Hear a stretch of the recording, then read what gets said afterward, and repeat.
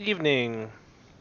So I had some questions about trying to make a video on kind of a how-to set up um, warships, and I don't really want to say how to set up warships because this is more of a lot of my preferences. So I have this training room, and there's a curve first on the other side. I'm gonna move up to at least he's spotted. So there's a couple things that I typically do right away. Okay. When you're zoomed out like this, you can hit control and it releases your mouse. You can go over to this little gear. If you click on that gear, a bunch of stuff pops up. You can set it up to tell you ship names under the markers on the map. Definitely want that. Range numerical values, and you'll see that as important here shortly. And last known position markers. What that means is the last time a ship's spotted, it's going to leave the icon of it on the minimap, and it'll stay there to show you kind of where they were the last time you've seen them. Other things that I turn on right away. Detectability range by sea, very important. So now you know how far your spotting range is. For the destroyers, for battleships, this isn't too much of a big deal, but for destroyers, I usually turn on detectability range by air. Secondary battery firing range. It's very important, in my opinion, for ships that have secondary builds, so you know how far. After a while, you kind of learn, but it also kind of gauges distance on the minimap. And then your AA gun firing range. Now, obviously, with all this stuff on, you see it's a little bit crazy, right? It gets a little bit busy. So certain ships I won't turn all this on. Like with the Yamato, I don't typically turn secondary range on. Okay. Now, you may ask yourself, why am I not seeing my range circle for my weapons on here? Because the Yamato actually right now, it will shoot further than what the ship looks like, okay? So, a couple things here. It defaults to this setting. Warships defaults to this setting. So if you hit Alt, the name of the ship and the name of the driver of the ship pops up with hit points. So I like this always to be on. So where this setting is you hit escape, go to your settings, controls, down here in the bottom left, alternative interface mode. You turn that to full, you hit apply. Now when you back out, it's permanently on. This is very important to me. Why? Well, a lot of information is shown here. The ship and type, how many hit points they have remaining, and then who's driving it. This is important because if you run up against, let's say you run up against Notzer, or someone in a carrier like Fem, or someone that you know is a really good player, you see that name, you know you need to be careful, right? Not that you would YOLO in otherwise, but some other settings you want to look at here. Again, under controls, collision avoidance system is default to on. I always shut it off, okay? I found the collision avoidance system to be more of a nuisance than not. I try to avoid islands myself. I've had it drive me into islands. Not something I like. I believe the terrain hit indicator is default to on now. You want to just leave that. Let me look through the settings real quick here to make sure. Anything else? Show time in port. That's important to me. So, something else I want you to look at. I'm going to zoom in, okay? There's a couple crosshair options that you can have here. If I switch my crosshairs right now, let's go to the static save changes. This is what you get, okay? So it means it doesn't change at all, okay? These line indicators are somewhat helpful for some people. To me, it's just too much going on the screen. Personally, what do I use? I use the dynamic. I like the dynamic because depending on how you zoom in, those numbers will change. Why are these important? I'm zoomed in right now. Where I'm aimed, it says a 6-second travel time. That's what this number is here. 6 seconds travel to the target. So if you're both moving, you can actually kind of gauge that your shells will land about there. Okay. Now this isn't, of course, always true. Like case in point, let's look right now. So I'm gonna fire. We're gonna zoom in, and it's because that target is stationary, right? But it still had a 6.897-second travel time to the target. Okay. The reason this is important because if you're firing at something at range and they're moving and you need to zoom out like a destroyer, you can kind of gauge that time frame using these lines and the distance. Okay. Let me get my bow turned around here. Slowly.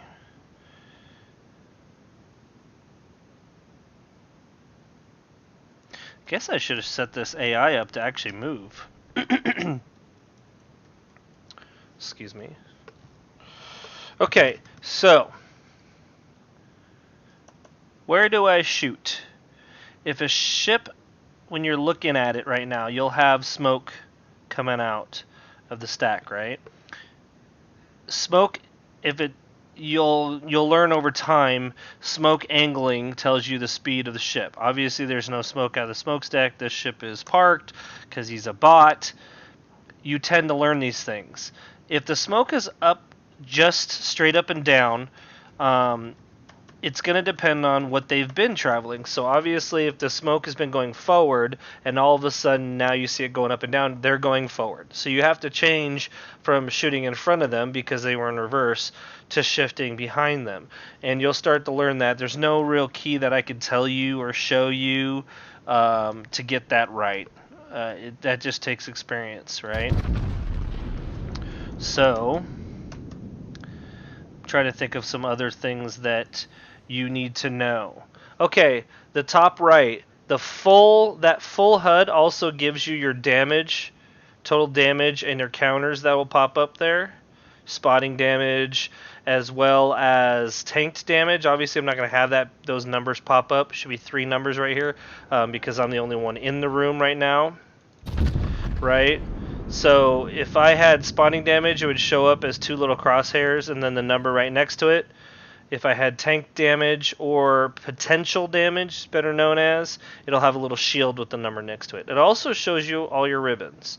Again, this is the full UI. This is what I prefer, quite frankly, just because it's a little more user-friendly. Okay. And I think that's pretty much it that you need to really worry about. Trying to think if there's any other settings that I change. Really, there's not really any other settings other than, oh yes, okay, this is a good one. At the beginning of the match, the game defaults to zooming out max at the beginning of the match. So my suggestion to you right away is hit shift, zoom all the way max in, and then hit shift again to make sure it's zoomed all the way out. What this does is it's a hotkey, right? So it tells you when you hit shift, it's going to zoom all the way in, max zoom in, which is what you kind of wanted already pre-set up. So if I start the match like so, and I zoom in to just barely, and I hit shift again, it goes to just that barely. Hopefully that makes sense. I know I'm not making a whole lot of sense probably, but so the game starts max zoomed out. At the beginning of the game, you want to zoom in to what you would want to zoom in at with one button push. So when you hit shift key once, it zooms all the way out. Hit shift key again, it zoomed into what you just had it saved as, basically. I always do to max, especially in a battleship, just because you know typically your engagement you're going to zoom all the way in, okay? Just some little setup things that I look at there. Something you'll also see me do if you watch my video plays, and I'll do it here in a second after I get reloaded, is let's say I'm always zoomed in on a target. You see me do this. Okay? Typically what I do, after every single salvo, I'll fire my main guns and then hit the right mouse button and hold it and zoom out. And what I'm doing there is I'm looking around for SA while the guns reload to see what's going on around me. And then I'll let it go and it'll go right back to where I was looking. So just something that I do. your secondaries. If you notice, my secondaries were already firing at this curve first, right? But I hit the control key, released my cursor, and I clicked on the curve first, and this little A popped up overhead. Okay, you could do this for aircraft or for ships. What this does is it tells your secondaries or your AA to primary whatever target you have just clicked. So if I had another target and I had manual secondaries on this ship, my secondaries would literally discontinue firing at this curve first to start shooting at another target. Okay, why is this important? I believe manual fire control gives you 30% increase in your damage output. Okay, 30% increase in your damage output because of the fact that your gunners are focused and they're going to fire at that one target. Same thing for anti-aircraft. Your DPS actually jumps by 30 seconds on aircraft. So this is huge, right? Now, if you don't have manual fire control, how does this help me? It's actually a 20% increase in your impacts on other targets based off of just clicking on someone. Because right now, without manual fire control, if I had 3 targets out here in front of me, my secondaries would shoot at all 3 randomly. There would be not one of them would be primaried. Now, when you do it like this, if I just click on that Yamato and put my secondaries on him and only him, you'll still see random shells fire out at the other ones, but the Yamato or the curve first will be the primary target. Okay, this is very important, especially if you're working in a division. Let's say I had another ship on the other side of this curve first and we were both rolling in. Okay, your secondaries primarying are very important. So ships like the Republic, the Yamato, if you a secondary build, the curve first, any German battleships really, and pretty much the Frenchies too. The Brits not so much. They do have good secondaries, but it's not necessarily required for you to do that. Okay, so let's go ahead and end this, and I'll look at some stuff in the port real fast. Okay. Enemy battleship destroyed. There's some stuff that I wanted to show you in the port. Okay. So let's go back to port. Excuse my dog out front. She's probably barking at a random bird that flew by. I'm going to exit out of the training room. So I talk about, my clanmates know I talk about oil. Oil is so important, right? Get your oil. How do I get oil? Containers. Containers give you 10 oil per container. Okay, why is this important? So, those of you that don't know, if you're in a clan, and your clan works hard to gather oil to upgrade the ports, okay, your ports give you certain bonuses, okay? This is why it's important to probably join a clan. And don't just join any random clan. You want to find a group of people, obviously, that you're able to work with, right? Every one of these little areas is an upgradable thing, okay? So case in point, the research center. My clan has worked very hard, and we've gotten every single one of these upgraded. But if you hover over the German, let's say, that's a plus 3% XP per battle earned on ships of the following nation, Germany. Okay, so every one of the nations in the game has this upgrade. So we've got this fully upgraded, okay? Then you've got the dock, right?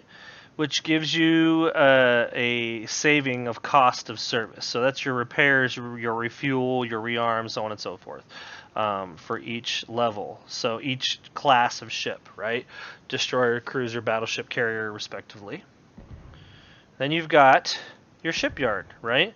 Which is the cost of research ships. So if I research a new tier 6, new tier 5, new tier 7, new tier 8, you're getting a 10% discount on all of these.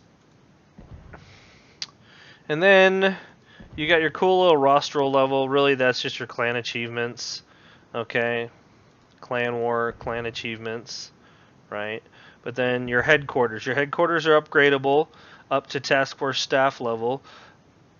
That's basically 50 members. Maximum clan size, 50 people. Okay, 50 people, maximum clan size that you can have. You start out with 30. You can upgrade to 40, upgrade to 50. Right? Why is this important? Okay, so when 0.7.6 drops, the arsenals are going to be installed into your port, not the clan's, your port. It'll be another tab over here on the left, up here, basically. I think all of this is getting shifted down. You're going to have an arsenal right here. Why is this important? This is important because everyone is going to get coal. Okay, you're going to get coal, and it's going to be directly proportionate to the amount of oil that you collect for yourself. Not for your clan, for yourself. So case in point, I'm going to get coal proportionate to 16,170 oil gain. Now, I can't remember the exact numbers. I'm not going to go look real quick, but the reason this is important because you're going to be able to buy some important items. Okay, for those of you that haven't looked at the arsenal and the test server, things of that nature, you'll be able to buy these signals. These things are huge, right? Your anti-flooding out, your anti-burning, your health boosting, right? Your repair, basically. Speed flags, your ability to reload your consumables, anti-aircraft secondaries, so on and so forth. You'll be able to buy those with secondaries. You'll be able to get camouflage, right, with your coal. You'll be able to buy some premium ships as well. You'll be able to get Flint and Black and the Salem, these ships that are like the white whales of World of Warships. You have to save up your coal and get those things. These are very important. Okay, some other settings in your port. Now, I play World of Warships as I sit here and look at a Musashi with the red, white, and blue paint job. I'm about to say this, but I play World of Warships more for the slight historical significance of the game, right? I'm kind of a history nerd, kind of a big deal to me. So for me, when you click the little gear over here, you have the ability to disable certain things. I don't care about the, Mikado Kobayashi Signature Series camo. I don't care about the Halloween camo, spaceships, dragons, so on and so forth. So I shut all that off. I don't mind the Azure Lane. Actually, the Azure Lane, you shut that off because I don't care about that anymore. The Hunt for Bismarck, I like that because that's kind of historical. In the Battle of North Cape, that's kind of historical as well. So I leave those on. This does two things for you. One, the ships are removed from your inventory from being able to be seen. So like the 35,000 Otago versions and the Congo versions that you have for the various types of ships or whatever, those go away. Okay. The High School Fleet ships, this is the HSF, High School Fleet Harakazi. These ships stay, but you don't have the High School Fleet like look to them. Okay. It's a regular Harakazi. Okay. The other thing it does for you is when you go to your captains here, it basically makes the captains that were High School Fleet or whatever look like normal Japanese commanders. Okay. Just recently, Wargaming allowed you to dismiss those commanders. That's awesome because for some of us, we have way too many commanders, right? That's just something I do. Another setting you can do. You can go in here. And you can, I like to do a compact carousel, but you can, it defaults to this, which when you have 96 ships like me, I would sit here all day long trying to find the ship that I wanted. So I usually go in here and I do a compact carousel, and I usually set it to 3.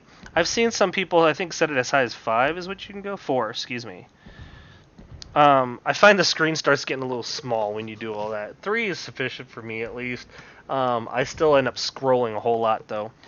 And then you can change the order that it's at. You can look at only one nation, right? So now all my Japanese ships are in the front. You can do it by ship type. You can do it by tier. Okay, it's just a quick little search option here. Other things. This is why I'm bringing this up just because I don't even think some of my clanmates look at this. This is our clan chat window here, and there's a message that can be updated here by the administrators for your clan. It's a good place to check every day. There might be new messages there. And that's pretty much it for the AI, or the UI rather. Beyond, obviously, you could change your port, right? Oh, the wonderful spaceport still available. That's great. But it's pretty much the only changes that you need to think about. I'm trying to think if there's anything else. I don't really think that. I don't really think so. I think that's about it. Oh, perfect. Actually, we talked about this today.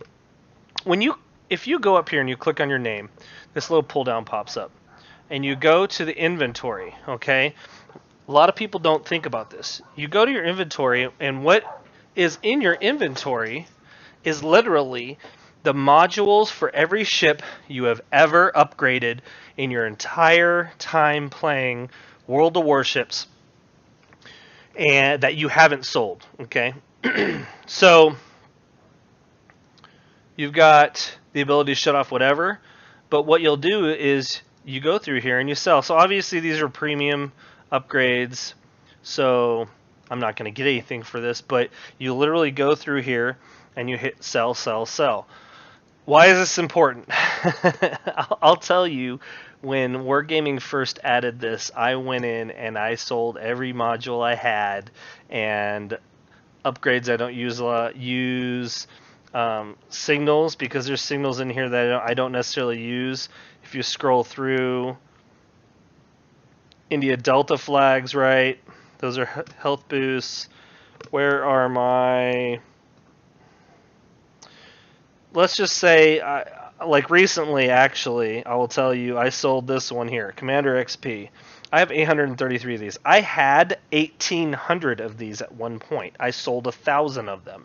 So I go through and I just sell these because they build up and they just sit, and that's money, right? Not necessarily necessary to sell them, but I mean, come on.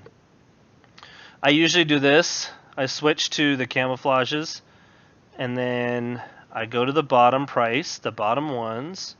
Why do I do this? Well, type 2 camos.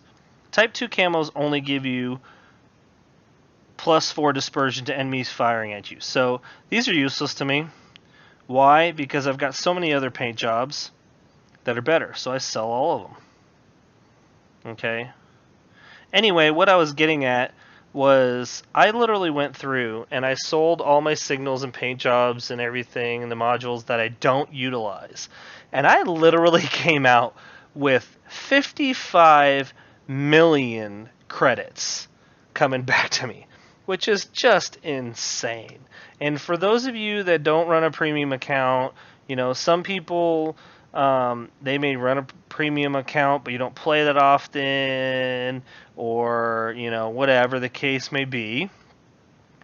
That's money. That's just sitting in your account that you don't utilize. Okay? You need to go through your inventory, and you need to sell this stuff.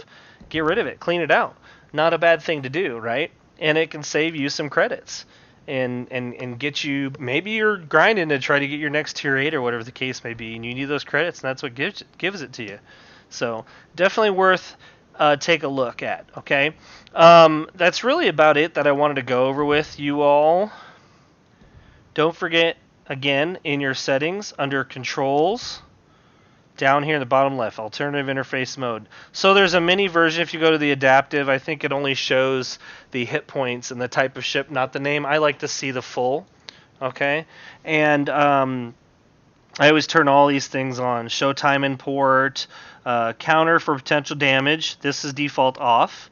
That's the top right 3 numbers I told you about, right? There's 3 numbers. You've got a counter for damage upon spotting, counter potential damage. You want those on. Show smoke screen timer. You want that on if you're in a destroyer. That way you'll know when the smoke runs out. Your team lineups. Okay, that'll show up on your left and right side. I turn those on. Just like on World of Tanks, if you've ever played World of Tanks, it'll list your ships left and right, both teams, right? And that's pretty much it. The only changes that you look at, everything else is kind of preferential to what you want, because you can go to the static crosshair here, and you can actually change the type of crosshair that you want. Wargaming actually has quite a few different crosshairs that they've been using. So it's actually not bad. Play with the settings, see what's good for you, but that's typically how I have mine set out. So just how I am. So pretty much that's it for my video. If you have any suggestions, comments, concerns, feel free to tag them down at the bottom. Hit like, subscribe, tell your friends, all that craziness that YouTubers love to say, because we need your help. And I could definitely use the advertising. Anyway, this has been Happy Fodder. Y'all have a good night, and goodbye.